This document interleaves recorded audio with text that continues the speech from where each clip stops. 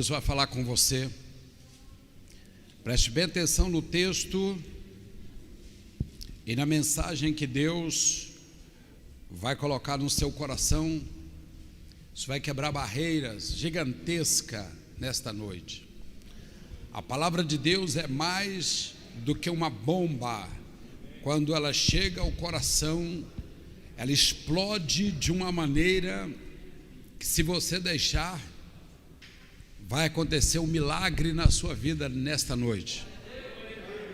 Gênesis capítulo 21, versículo 14. Então se levantou Abraão pela manhã, de madrugada, tomou pão, um odre de água, e os deu a Agar. Pondo-o sobre os seus ombros, também lhe deu o menino, e despediu-a. E ela foi andando errante pelo deserto de Berseba. E consumida a água do odre, lançou o menino debaixo de uma das árvores dali, e foi e assentou em frente, afastando a distância do tiro de um arco, porque dizia: os meus olhos não vejam a morte do menino. E assentou em frente, levantou a sua voz e chorou, e ouviu Deus a voz do menino, e bradou o anjo de Deus para Agar desde os céus, e disse-lhe: o que tens, Agar? Não temas, porque Deus ouviu a voz do rapaz. Deste lugar onde ele está, ergue-te, levanta o moço, pega-o pela mão, porque dele farei uma grande nação.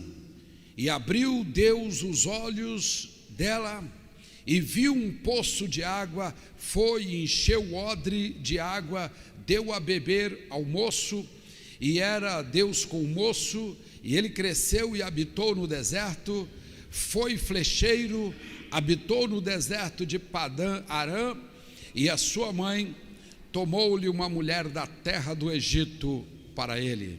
Amém? Glória seja dada ao Senhor.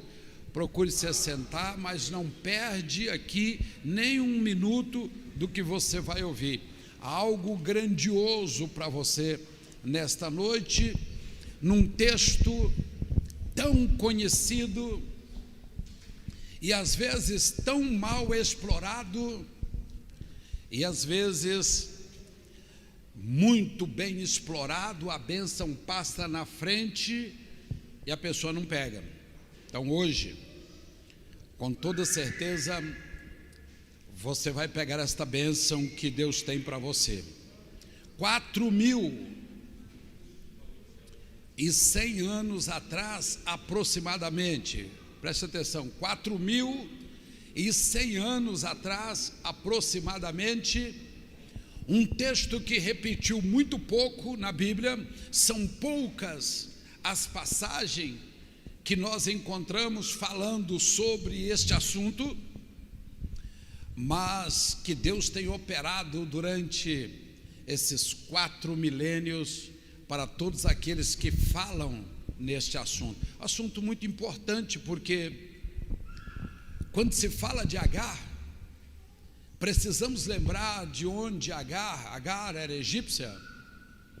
Agar veio desses 4.100 anos aproximadamente atrás, de uma nação das maiores na época, maiores em cultura, às vezes em crença religiosa, em arquitetura, em engenharia moderna. Era um local onde era muito bem desenvolvido, era o polo de todo o mundo da época e durante muitos anos depois disso. Mas neste lugar tão poderoso, tão rico, tão cheio de tudo que os outros lugares não tinham, já existia os escravos. Quando falamos de escravos, às vezes falamos de cor, falamos de condição física, falamos de condição financeira, falamos de um grupo, às vezes seleto, falamos de pessoas analfabetas. Quando falamos de escravo, há 4.100 anos atrás, nos traz conotação desse jeito, e não foi muito diferente nos outros países que também usaram escravo, não foi muito diferente. Mas, quando você olha na vida de Agar, há uma interrogação: por que uma pessoa que já foi empresária? Por que uma pessoa poliglota? Por que uma pessoa que tinha traços de pessoas ricas, costumes de pessoas ricas? Por que uma pessoa que não tinha cor, não tinha estudo, não tinha forma, igual os escravos, veio ser escrava de uma outra mulher nômade, de uma mulher que não se sabia a sua natureza, os seus familiares, de onde vinha, para onde vinha, porque os nômades eram assim, na maioria deles eram caldeus e vivia viajando em barracas e não tinham muito paradeiro. Por que uma mulher tão especial, com tanto argumento, como nós falamos hoje, com tanto conteúdo, esta mulher veio ser escravo de uma outra mulher, e de uma mulher judia, ou uma mulher nômade, não sabia muito a sua natureza? Esta é a pergunta de hoje, e a resposta com toda certeza poderá responder para você, porque a história do seu passado, avô, bisavô, pai, às vezes você mesmo, foi envolvido numa história gigantesca, e hoje de repente você se vê numa situação que você precisa de uma resposta no que você vive. É isso que, em poucas palavras, nós vamos tentar aqui entender. Vamos lá. Foi descoberto no século XV, nas escavações do Egito, uma pedra grande, mais ou menos assim, maior do que a Roseta, a pedra que vinha e continha naquela pedra o primeiro conjunto de leis para se administrar uma comunidade, para se administrar um povo, que é o Código de Hammurabi. Julga que o nome do rei daquela época era, no Egito, rei Hammurabi, por isto o código trouxe o seu nome. Mas era um código, era um conjunto de leis que falava sobre vários assuntos, e foi o primeiro do mundo a dar vazão às leis. Pastor, o Senhor deu os 10 mandamentos. Não, mas muitos anos depois, nós estamos falando aqui de 4.100 anos aproximadamente. E nesse Código de Hammurabi dizia assim: se você deve, você tem que pagar para a pessoa. Bom, né? Muito bom. E se você não tem como pagar, você paga com a sua fazenda, você paga com os seus gados. Se o que deve morrer, então paga-se com os filhos. Os filhos serão dados em pagamento, avalia o preço, vende como escravo, faz dinheiro e paga o devedor. E no caso de não ter filho, como a mulher, no código já dizia que ela era propriedade do marido, então leva-se a mulher, avalia o preço, vende e paga-se a dívida. Quantos estão entendendo? Então nós estamos falando que uma mulher fina, uma mulher culta, uma mulher que tinha tratados como se ela tivesse sido empresária, uma mulher que falava vários idiomas. Porque uma mulher dessa foi ser escrava de uma outra mulher, e de uma mulher nômade? Porque provavelmente o marido não deu filhos para ela, e provavelmente na morte do marido deixou-se uma dívida, e não tendo filhos para pagar, então ela própria foi ser avaliada no campo dos escravos, porque era assim que o código falava, e ela foi vendida como escrava para pagar o senhor da dívida.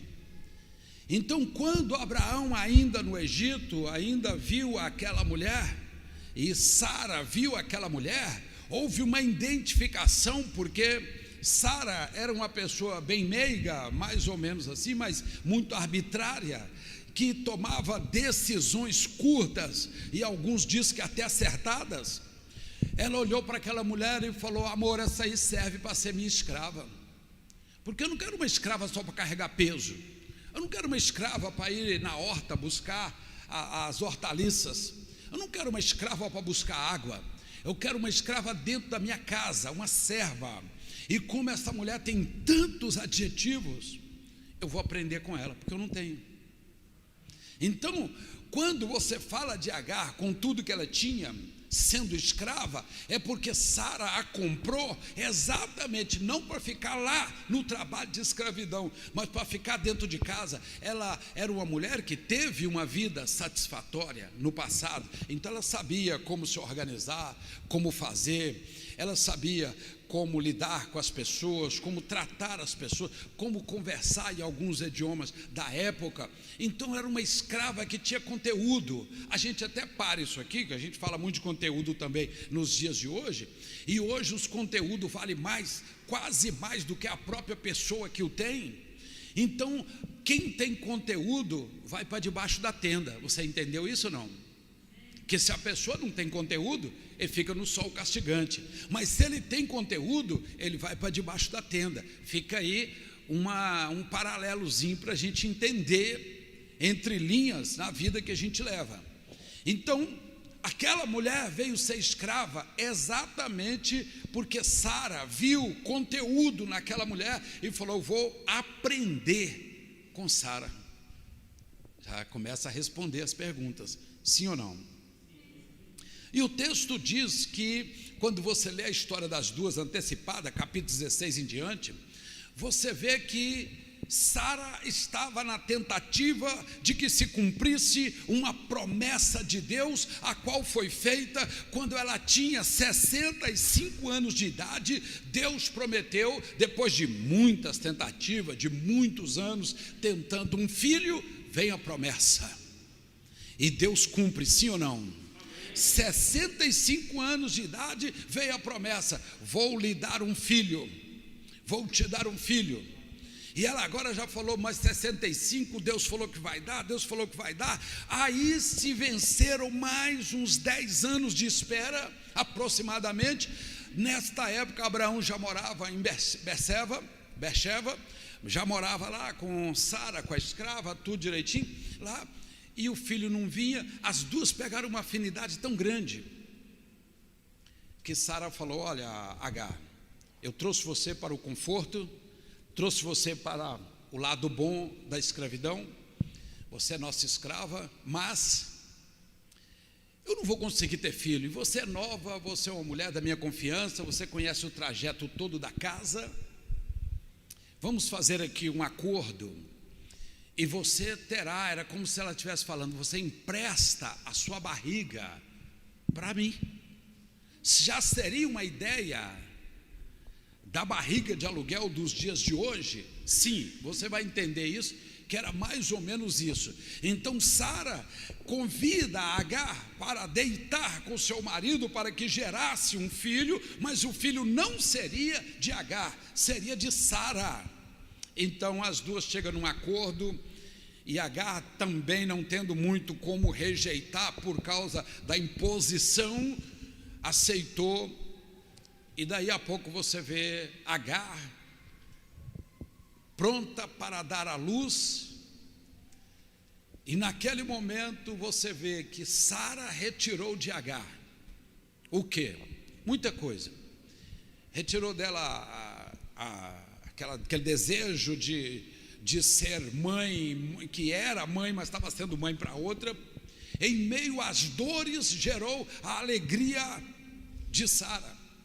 Mas a história nos traz uma ideia de que, quando aquele menino cresceu e 1 ano e desmamou, Sara pegou o menino e falou: Agar, agora vai morar na outra casa. Era palácio, eram muitas casas, muitas terras. Você agora vai viver naquela lá do lado final, naquela última casa, vai servir lá, porque ela não podia ter muito contato com Ismael. Nasceu Ismael. E para que alguém não diga, olha, ela é sua mãe, mas a mãe verdadeira é aquela. Porque tinha essa coisa de se resguardar isso.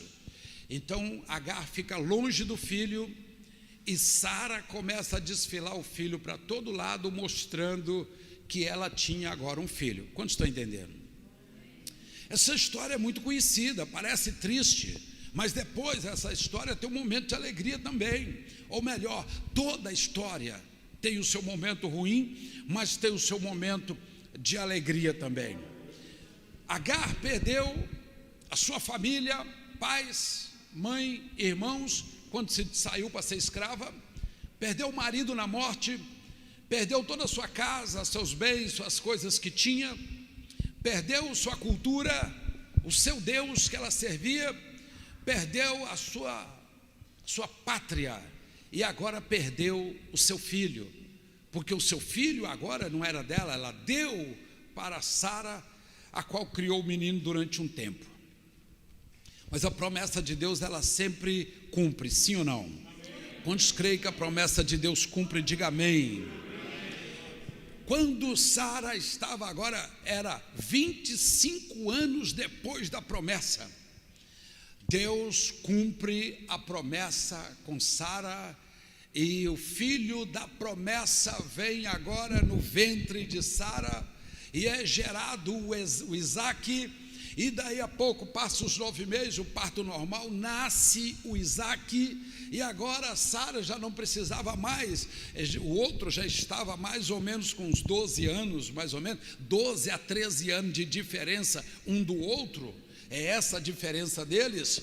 Já estava rapazinho, já conhecia as coisas, já sabia mais ou menos quem ele era, quem era a mãe já estava do lado de cá, porque tinha que ajudar a Sara na gravidez, tinha que ajudar no nascimento de Isaque, e daí a pouco Isaque nasce, e Isaque começa a entrar também no mesmo período que Ismael, mamando, e a pouco começa a desmamar. A história diz que mais ou menos com 4, 5 anos de idade, quando Isaque estava desmamando, Abraão fez uma festa e chamou muita gente, iluminou a casa e fez uma festa bonita, e naquele momento o adolescente Ismael, 13 anos mais velho do que Isaque, já com 4, 5, faz uma palavra de zombaria, uma palavra de desrespeito, que envolvia tanto o menino como a mãe, e faz aquela palavra, e é o ponto final, é a gota final, para que Sara venha até Abraão e diz: Abraão, agora chega. Ela foi útil, foi ótima, foi muito boa, mas não dá para viver mais, porque agora nós temos o filho da promessa. O Ismael foi um filho arrumado, mas não era esta a vontade de Deus. Despede esta mulher e a manda embora. E Abraão, do capítulo 16 ao 21, ele reluta, ele tenta arrumar um jeitinho melhor, porque ele era pai do menino, e foi uma coisa com consentimento, não foi um adultério, não foi um erro, também não existia isso, porque a lei não o condenava por isso, mas enfim, chegaram a um acordo que precisava de despedir Agar e o menino.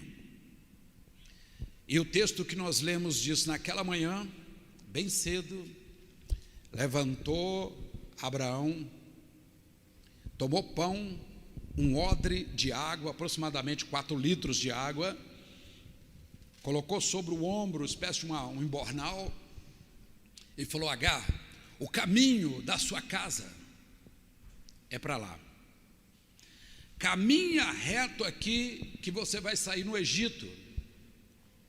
Ele estava falando de aproximadamente 125, 130 quilômetros, mais ou menos, de onde ele estava, até chegar onde ela poderia encontrar os seus familiares, ou os seus da mesma nação, os seus da mesma terra. Então o que nós vimos nisso aí? Mas não podia despedir, porque para despedir, ela não podia ser despedida do escravo, soltar um escravo aleatório, não podia. O escravo tinha que ser levado para ser vendido, porque se alguém encontra um escravo fora, ele é fugitivo. E a lei falava que o escravo fugitivo tem que morrer.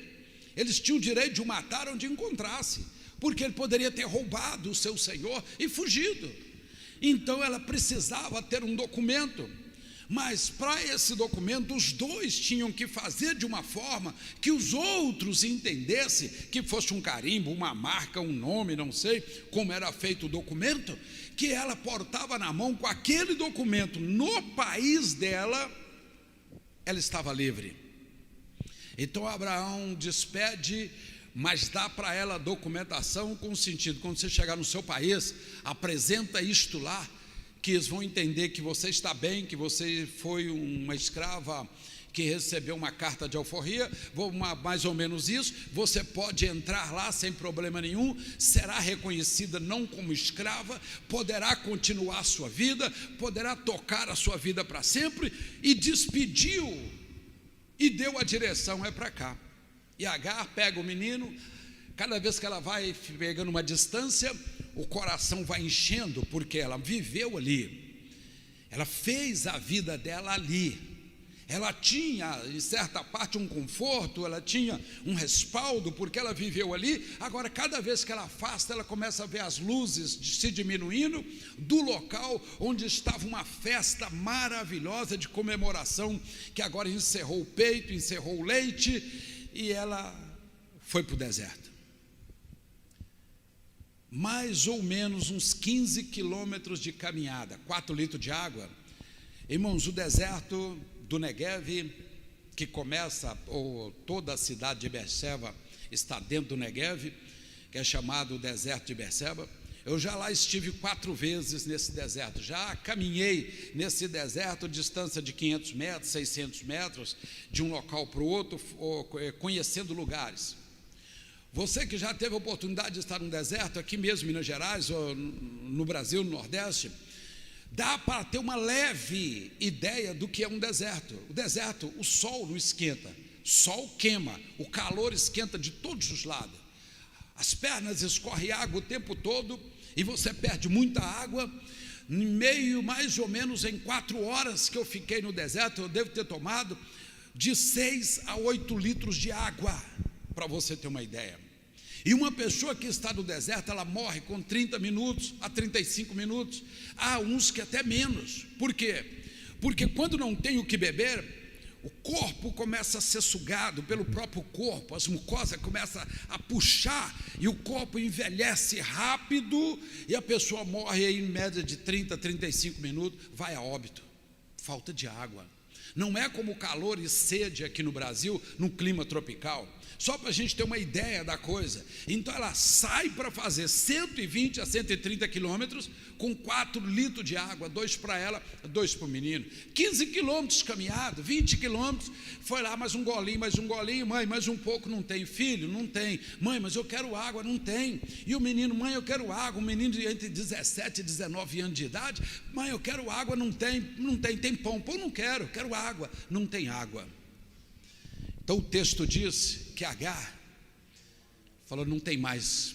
Encontrou um zimbro, a única árvore que nasce no deserto e permanece num calor que às vezes chega até 50 graus, é o zimbro. É um espinheiro alto que dá tronco e dá sombra. Então ela olha aquele zimbro, encontra um zimbro, pega o rapaz, coloca o menino ali, debaixo daquela sombra, e fala: fique aqui.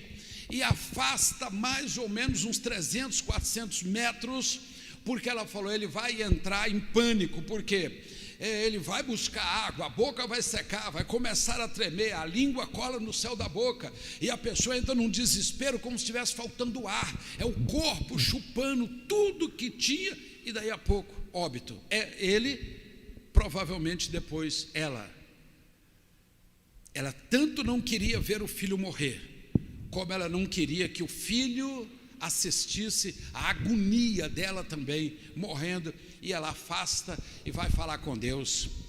Sabe, uma das coisas que ela devia falar com Deus, devia ser assim: ó Deus, o Senhor não foi justo comigo, eu fui uma pessoa boa, criei família, não, tive a oportunidade de criar família, não criei a minha família, agora vem um filho, que foi um filho ajeitado, eu passei por tudo, perdi tudo, agora na hora de eu voltar para minha casa, os 20 quilômetros que eu caminhei, eu morro aqui, isso não é justo. Talvez que ela fizesse esta oração, que é uma oração mais moderna, é uma oração de hoje, que as pessoas acham que Deus não está sendo justo com elas, então elas oram desta maneira. Não sei qual foi a oração, mas de repente deu um brandado no céu.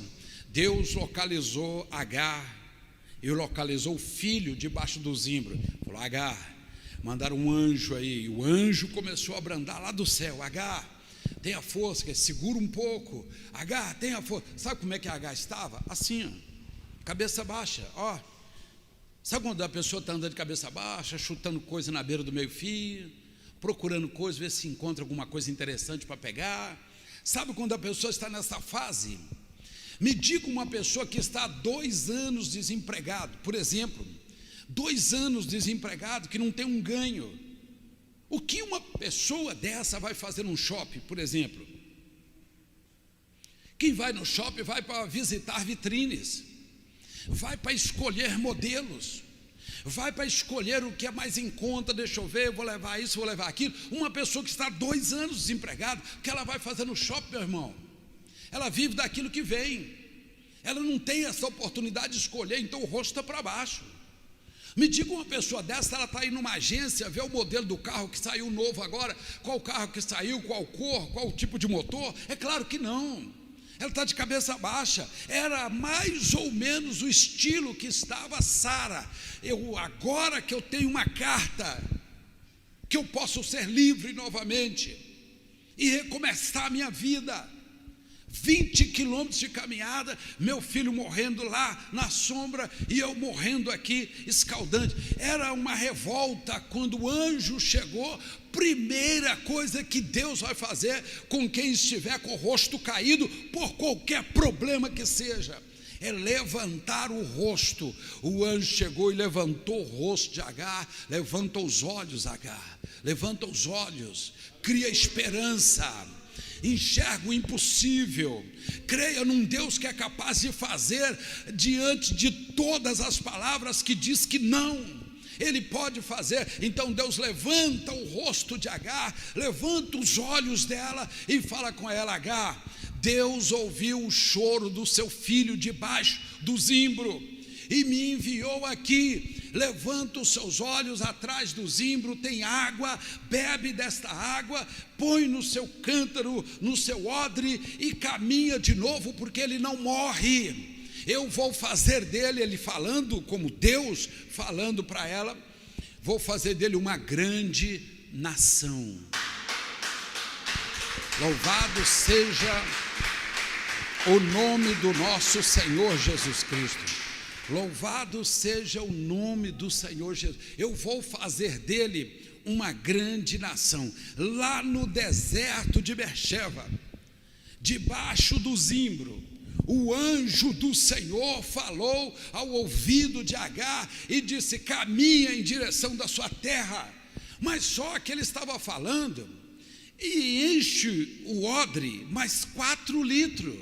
Então daria para caminhar mais 20 quilômetros, e a estrada era 3 dias no mínimo, 4 dias, era 120 quilômetros ainda para andar, 110, que fosse 100, mas só tem um odre agora. Mas há uma diferença entre a água que você tira no poço, entre a água que Deus te dá. Há uma diferença entre a bênção que você adquire pelo seu próprio esforço, que é natural assim, do que aquela bênção que Deus coloca no seu caminho. Há uma diferença entre uma operação feita por um homem e uma operação feita por Deus. Quantos creem nisso? Diga amém.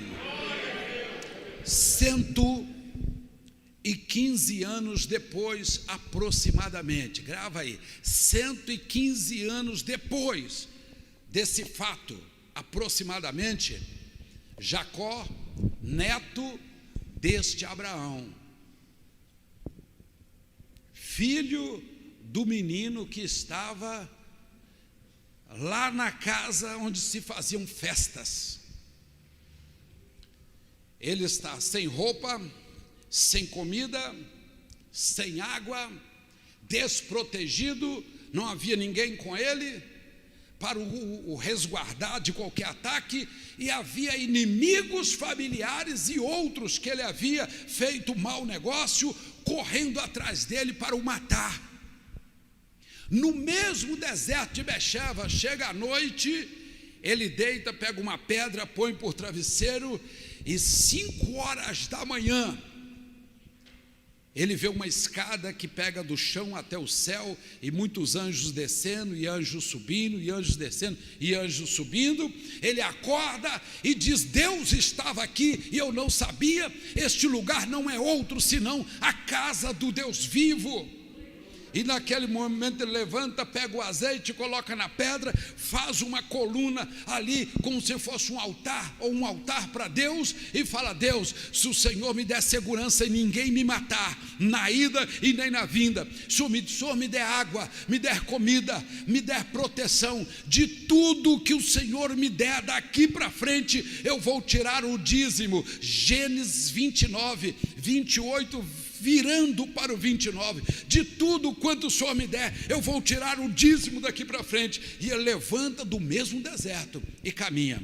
Irmãos, 28 anos depois. O que é 28 anos depois? Alguns aqui não tinham nascido, mas para muitos aqui é só você fazer assim, ó,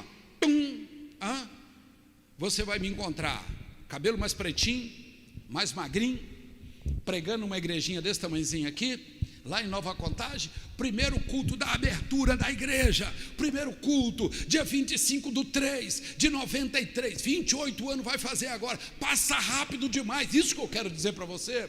Eu estava ali começando a pregar como aquela Agar, procurando uma solução, como Jacó procurando uma solução. 28 anos depois,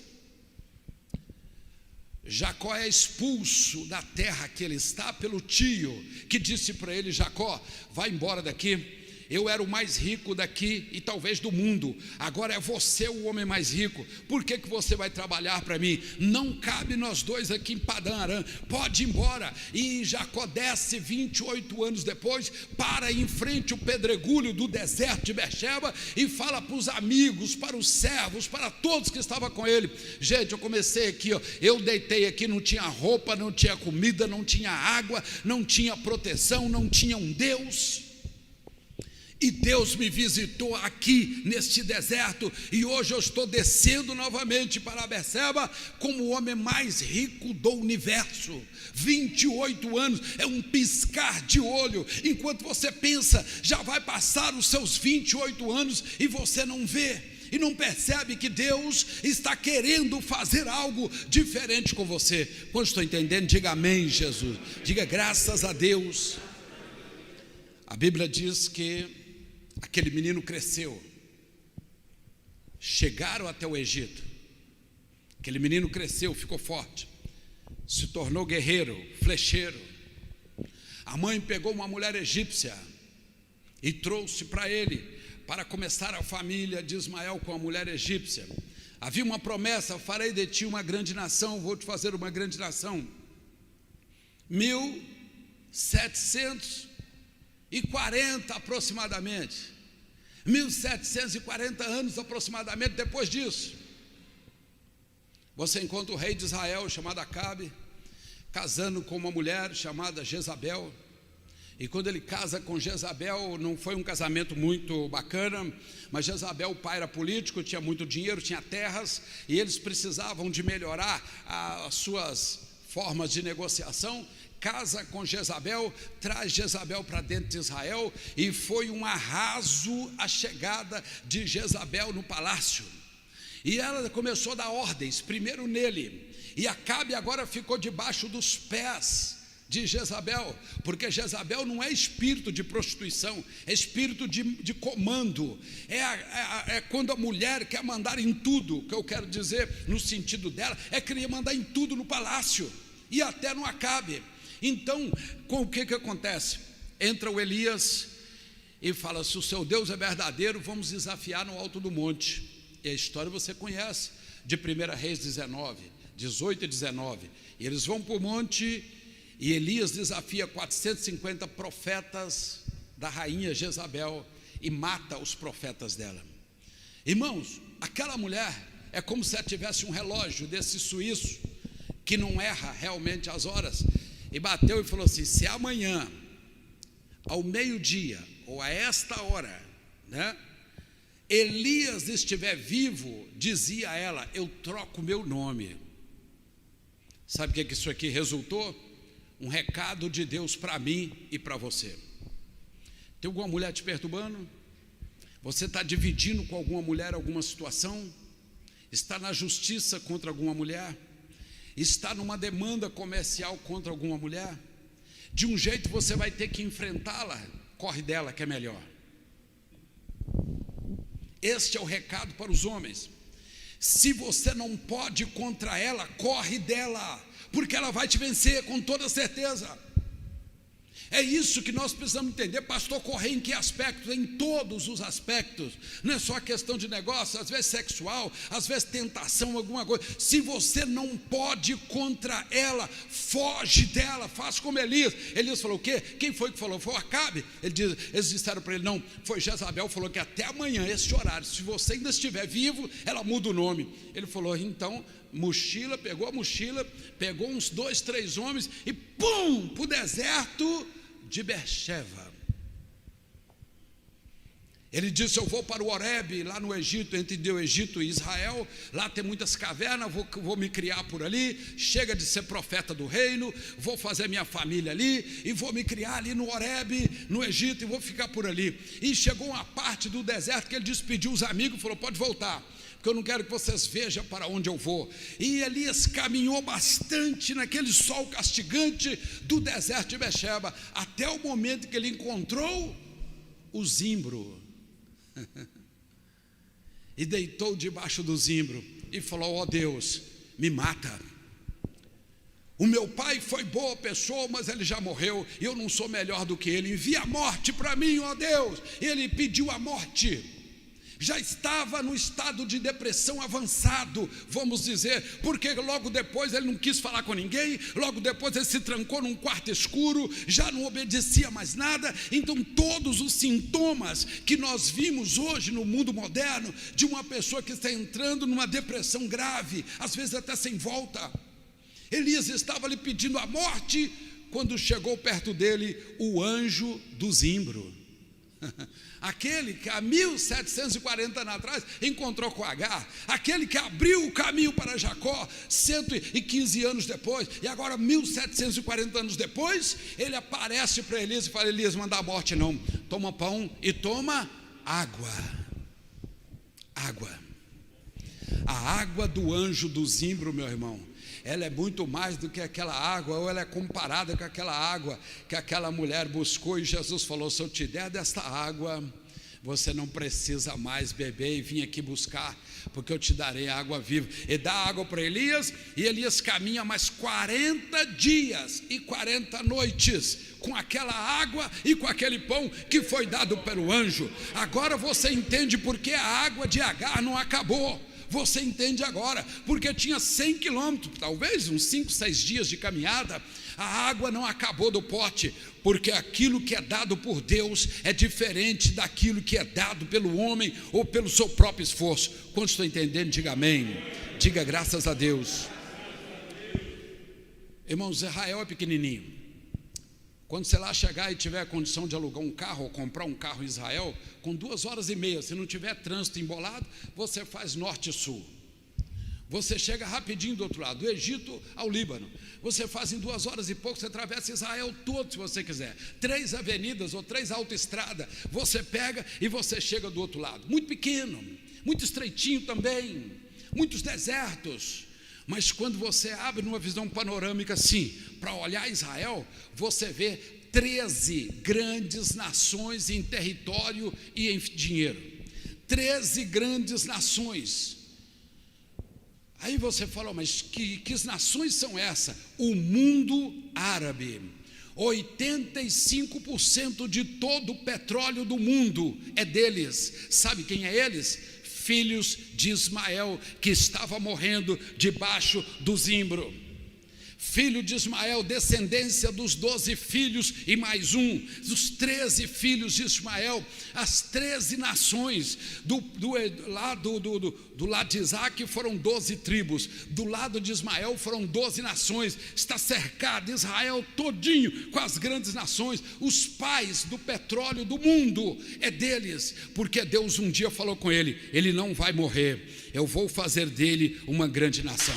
Se você tem uma promessa de Deus e você acha que já passou do tempo, Deus não esquece da promessa dele não, meu irmão. Não é possível. Talvez você diz assim: pastor, eu acho que eu estou num deserto. Vamos analisar um pouquinho aqui.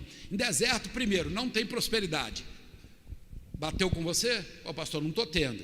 Bom, no deserto os amigos somem. Às vezes você encontra só os irmãos. Os amigos somem.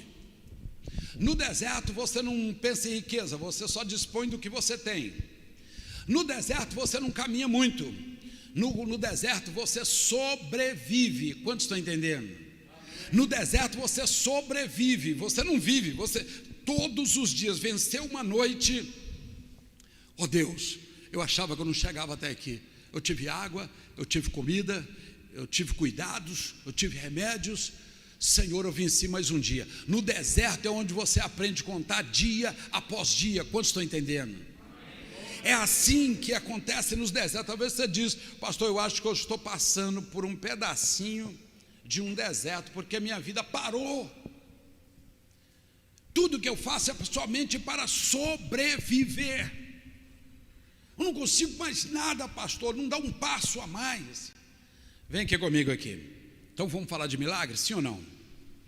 Irmãos, milagre é bom de falar de milagre, porque tem poucos.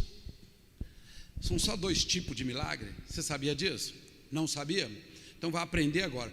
Se tivesse milhares de tipos, como as prateleiras dos grandes supermercados, não, é 2 tipinhos só de milagre, só 2. O milagre pequeno, desse tamanhozinho, e o milagre grande. 2 tipos de milagre. O Novo Testamento registra mais ou menos 35 milagres feitos por Jesus. Mas quando você abre a Bíblia ali em João 25, você vê ele dizendo que se fosse escrever todos os milagres que ele fez, não caberiam os livros no mundo. Então você acha que ele colocou ali somente uma pitadazinha, como diz os antigos, para abrir o apetite daquele que está precisando de um milagre. Aí você diz: pastor, eu preciso. Quem aqui precisa de um milagre? Deixa eu ver. Oh, maravilha, lá bem do outro lado da televisão, eu sei que muitos lá estão dizendo: eu também preciso de um milagre. Irmãos, 2 tipinhos de milagres. Você quer ver? Jesus chega em Corazim, encontra um rapaz. O rapaz tem 5 pães e 2 peixes. Jesus pega aquela cestinha, olha para a multidão, 5.000 pessoas famintas no final de tarde. Jesus abençoa, dá para os apóstolos alimentam 5.000 pessoas, ainda sobra 12 cestos cheios. Que milagre maravilhoso. Eu te pergunto: milagre grande ou pequeno? Grande, milagre grande, né? Não, pequenininho, irmão, desse tamanhozinho, desse tamanhozinho, 20 centímetros de altura, milagre. Mas quando você vê uma mulher 12 anos lidando com a medicina da época, foi para o Egito, foi para o Líbano, na Síria, foi ali procurando, e a Bíblia diz: ela era rica, ficou pobre de tanto procurar a cura, ficou pior ainda. Não digo que não deve procurar ciência, deve procurar, mas ela procurou e não encontrou nada na ciência e ficou pobre e doente. E Jesus vai passando. Aquela mulher pega no talite de Jesus, nas promessas do talite, nas cordas do manto. Quando ela pegou, ela sentiu um choque. E Jesus parou e falou: de mim saiu virtude, alguém foi curado. Ela tentou esconder e de repente ela fez assim: fui eu. E entancou imediatamente o que 12 anos de procura não fez. Ela só tocou na veste e ela foi curada. Pequeno ou grande? Não, quero ouvir, pequeno ou grande? Pequeno, irmãos, desse tamanhozinho, pequenininho. Milagrinho só. Saiu daqui uma virtude, puf, curou a mulher. Pequeno. Agora me fala de um defunto, 4 dias apodrecido, enrolado no lençol, já estava estufando o lençol, o cabelo já desliza, tornozelo cai, porque é normal assim do ser humano, quando está em fase de putrefação, é assim. Quando ele está em fase assim de apodrecimento, é assim mesmo. Então você olha para o Lázaro no fundo de um túmulo trancado, 16 degraus para baixo, ali muita gente do lado de fora, mosquito para todo lado, mau cheiro para todo lado. Chega Jesus, ele fala: Marta e Maria, tira a pedra ali. Ela fala: Senhor, mas está cheirando mal, está podre, olha a mosquitada que está, tem 4 dias, mas se o Senhor não estivesse aqui, ele não teria morrido. Jesus falou: somente crê, não te disse, se crês verá a glória de Deus? Tira a pedra. Aí tiraram a pedra, e Jesus deve ter sentido um mau cheiro, claro. Falou: Lázaro, sai para fora. Dizem que demorou de 20 a 25 minutos o trajeto, até que ele desce enrolado da bancada, e desce e começa, né? Porque ele estava amarrado os pés até o braço, porque fizeram assim, e ele subiu 16 degraus, até chegar à frente com Jesus, e Jesus falou: desata ele, tira a corda, tira a máscara, tira tudo, solta ele, e de repente, Jesus falou: como é que você está, Lázaro? Ele falou: perfeitamente. Grande ou pequeno? Grande ou pequeno? Pequeno, irmãos, pequeno, pequenininho. Havia um tanto de defunto lá, foi só o Lázaro que levantou, só um. Havia um tanto de defunto, só o Lázaro que subiu e levantou e ficou curado. Desse tamanhozinho assim o milagre. Sabe por que eu estou dizendo assim? Porque eu sei mais ou menos o que está passando agora na sua mente. Você deve estar pensando assim: então onde que estão os grandes? Porque tudo que eu falo é pequeno. Onde que estão os grandes? Deus tem um recado de Deus para você. Quer receber? Diga amém. Receber, diga graças a Deus. Deus tem um recado para você. Os grandes milagres aconteceram no deserto. Se você se julga que está passando por um deserto, você está no palco dos grandes acontecimentos de Deus. A qualquer momento o céu vai rasgar e Deus vai trazer uma bênção até as suas mãos, porque é o palco do acontecimento dos grandes milagres. Foi no deserto, meu irmão. Pastor, a Bíblia diz uma coisa interessante. Às vezes você diz: pastor, eu estou passando por um desertinho aí, sabe? O trem está ruim. Olha para mim aqui. Eu já passei um deserto também, irmãos. Já passei alguns desertos na vida. Como Israel tem 8, eu devo ter percorrido alguns deles no sentido espiritual, não é isso? Judéia, Berseba, Negueb, o Sim, o Sur, o Saara, né? o Sinai, os 8 desertos maiores. Eu devo ter vivido alguns deles. Uma vez, irmãos, eu quebrei. Aí você olha para mim: eu quebrado. Você está vendo eu quebrado? Irmãos, existem 2 tipos de quebra. O quebra do rico, ele tem 2 milhões no banco, ele tem 4 fazendas cheias de gado, ele tem casa no condomínio, e ele fala: quebrei, quebrei, vou entrar em justiça com a minha empresa, eu quebrei, estou quebrado. Isso é o quebrado do rico. O quebrado do pobre é aquele: perdeu tudo, carro, casa, roupa, às vezes perde até a família, às vezes perde tudo que tem dinheiro, mas não tem, não tem para receber, não tem também não, tem dívida, pessoas cobrando atrás, pessoas querendo fazer isso, fazer aquilo por causa do dinheiro. Esse é o quebrado do pobre. Eu quebrei assim, então não tive lugar para morar. Deus abriu as portas para mim, para morar no meio de pessoas nômades. Eu fui morar no meio de ciganos, né? No meio de uns ciganos abençoados aqui no bairro, Rua Tomás Gonzaga aqui. Então tudo bem, fui morar ali. Irmãos, mas chegou um dia interessante. Vou trazer essa pessoa aqui para dar esse testemunho aqui. Ele é um pastor. Hoje eu estava na casa, eu falei: eu tenho que ir para a igreja. Sabe por quê? Está ruim, irmão. Vai para a igreja, fala com o pastor: pastor, você não tem um lugarzinho para pôr um colchão e eu ficar aqui dentro da igreja de uma vez, não? Porque tem pessoas que a coisa começa a ficar ruim, ele foge da igreja. Você tem que vir mais vezes, meu irmão, de dia, de tarde, de noite, madrugada, vigília, prestar serviço, vem aqui, vem fazer alguma coisa. Pastor, eu vou dormir aqui mesmo. Irmãos, quanto mais você está na igreja, melhor para Deus fazer para você. Então, eu não tinha nem dinheiro, não tinha dinheiro para comprar nem pão. Os meninos pequenos, eu falei: eu vou para a igreja. Aí, quando eu saí assim, ele estava sentado lá de fora, caminhonetona, azulona, parada assim. Ele estava muito bem, graças a Deus, e eu estava no auge da quebradeira, nem dinheiro para comprar pão eu não tinha. Eu saí. Quando eu saí, ele me chamou. Ele falou assim: você está indo para onde? Eu falei: igreja. Igreja de novo? Eu falei: igreja. Mas tem que ir sempre? Eu falei: tem que ir, de preferência até dormir lá dentro, se for possível, porque é a casa de Deus. Quanto mais você estiver perto de Deus, melhor, sim ou não? Aí quando eu andei assim, você vem cá, você vai pegar ônibus? Eu falei: sim. Sua camisa está rasgada atrás, de tanto lavar, ela desfiou aqui assim, irmão, eu só tinha essa. Ele falou: sua camisa rasgou atrás. Eu falei: tem problema não, dá para ir, mas você vai pegar ônibus assim? Eu falei: normal. Lá na igreja, que era essa igreja desse tamanhozinho assim, lá em Nova Contagem, eu tinha um paletózinho pendurado num grampo. Falei lá: o paletó, não há problema, o buraco é atrás, não há problema não, está tranquilo. Aí ele falou assim: eu vou te levar. Eu falei: você vai me levar de carro? Eu nem sabia o que era andar de carro mais, irmão.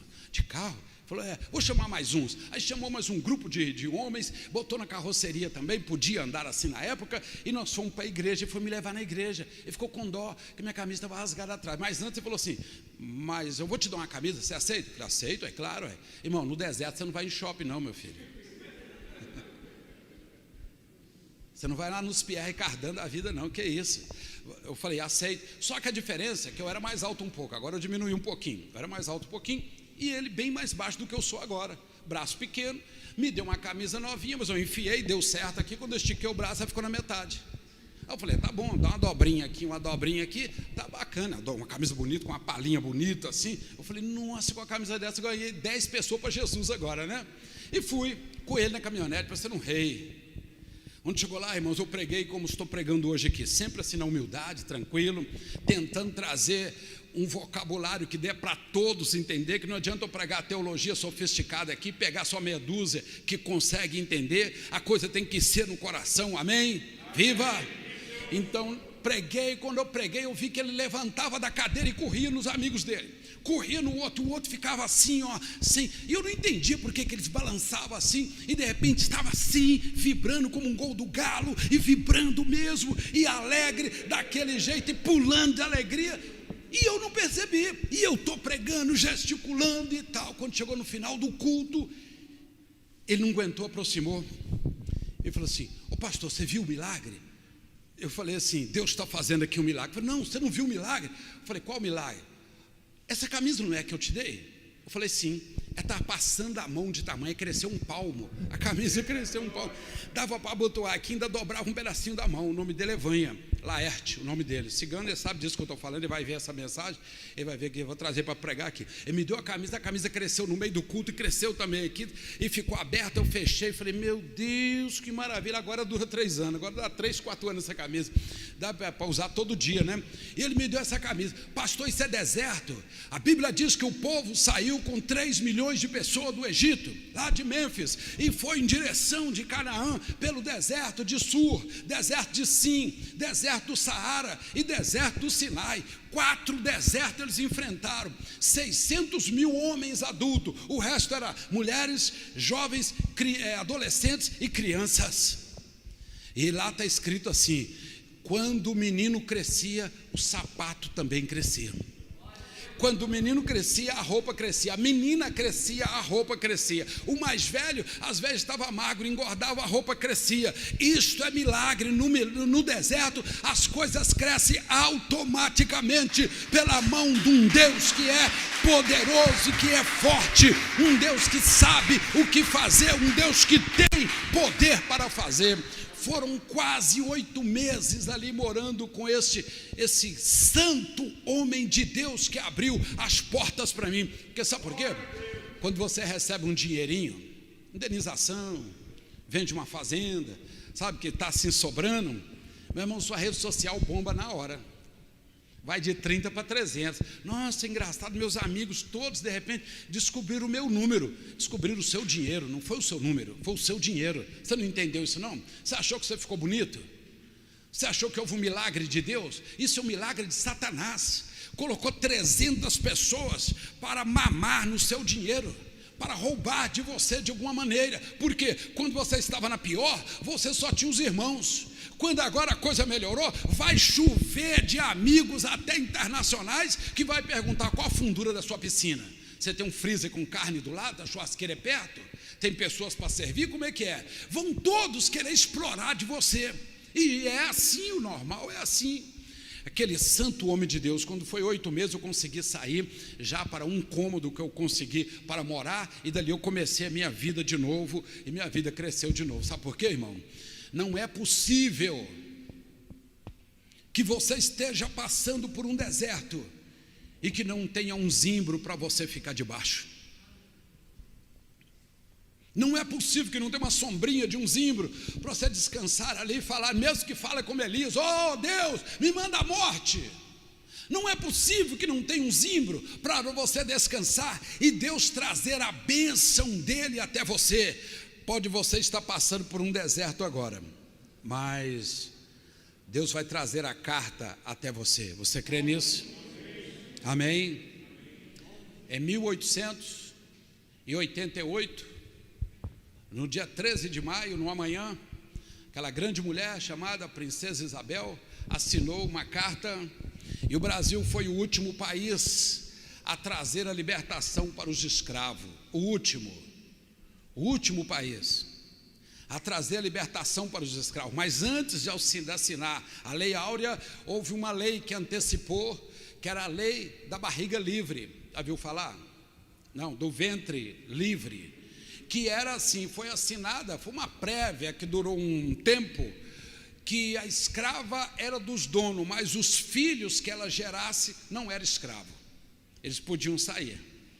Mas quando foi no dia 13 de maio de 1888, a grande mulher assinou a Lei Áurea, trazendo a libertação e dando carta para todos os escravos, para que eles pudessem ser soltos, sendo o Brasil a última nação que fez, mas fez. O Brasil geralmente costuma ficar para trás em muitas coisas, né, irmão?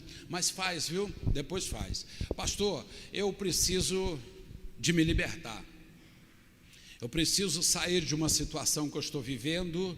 Eu preciso que Deus entre com uma promessa dele familiar ou particular, ou que Deus faça um milagre grande. Eu disse, Ismael morrendo ali, hoje os poços de petróleo quase todos é dele, né? Descendente deles. Hoje tem um pastor ali sentado ali, ó, de bigode, ali que é parente dele também aqui. Você tem aqui um pastor pregando aqui que é parente dele também. Irmãos, a coisa não pode contar, né, pastor? Não pode contar. De que pá, pastor? Você fala de Ismael? Sim, nós somos descendentes de um lado, mais ismaelita, mas usamos mais o lado de Isaac, porque todos os dois lados têm promessa, mas eu prefiro a promessa do Isaac. Ela é menos sangrenta, é melhor. Que Deus abençoe assim. Então eu falo para você, se você está em busca de alguma promessa, tem algo que foi prometido para você? Foi o homem ou foi Deus? O homem falha, o homem decepciona, mas também faz também. Tem hora que o homem também abençoa, quando Deus obriga ele a fazer. Quando Deus obriga, o homem faz. Por si mesmo ele não gosta muito de fazer, não. Mas se esta promessa que você teve saiu da terra e chegou de Deus para cá, meu irmão, pode levantar a cabeça como a Agar levantou naquela manhã, que ela colocou o filho lá mais ou menos 10, 11 da manhã, para morrer, para ver o filho sugar todo para dentro, e ela também. Naquele momento o anjo que manifesta no zimbro veio e trouxe água. Você tem uma promessa? Sai daqui hoje, cabeça erguida, marchando, já vivendo parte da promessa. Cuidado com os 300 gaviões que vai descer de paraquedas em cima de você para tentar arrasar a sua vida, porque quando na angústia, só os irmãos que aproximam, você sabe disso. Então cuidado com isso, meu irmão, cuidado. E Deus está te trazendo uma bênção hoje muito grande. Se você tem fé e para crer, recebe no nome do Senhor Jesus Cristo. Amém. Eu vejo isso com uma naturalidade muito grande. Pastor, os milagres pequenos para mim mesmo servem. Tudo bem, Deus faz milagre tanto no deserto como na cidade, tá bom? Se o seu milagre precisa ser acontecido na cidade, com toda certeza Deus vai fazer. Mas se você está num deserto, não fique triste, se alegre, porque o deserto é o palco dos grandes milagres. A hora que você menos espera, a camisa cresce, o sapato cresce, a barriga você não sente fome, até esqueci de almoçar ontem, Deus coloca ali um pouco de água do anjo do zimbro, você toma, você caminha longe, você que achava que não tinha condição de ir a Belo Horizonte. Quantas vezes eu fui a pé em Belo Horizonte, meu irmão, saindo de Contagem, indo a pé, não tinha Via Expressa, vai pela Amazonas, fez Via Expressa, agora eu vou pela Via Expressa. Quantas vezes eu fui a pé daqui, lá, pé da Praça Raul Soares, ali no Santa Casa, né? Quantas vezes, porque eu não tinha dinheiro para pagar uma passagem, e às vezes eu pensava, meu Deus, se eu não tenho para ir em Belo Horizonte, eu acho que eu nunca vou ver uma praia, né? A gente pensava, acho que nunca vou sair para ver uma praia. Para a glória de Deus, já pisei 17 países, já fiz viagens para todos lados, fui a Israel 12 vezes, em Israel, já visitei esses lugares todos que eu falei, que eu já visitei, e sem ter dinheiro para pagar uma passagem para ir em Belo Horizonte. Você tem promessa? Então pode acreditar que Deus vai fazer de você uma grande mulher, um grande homem.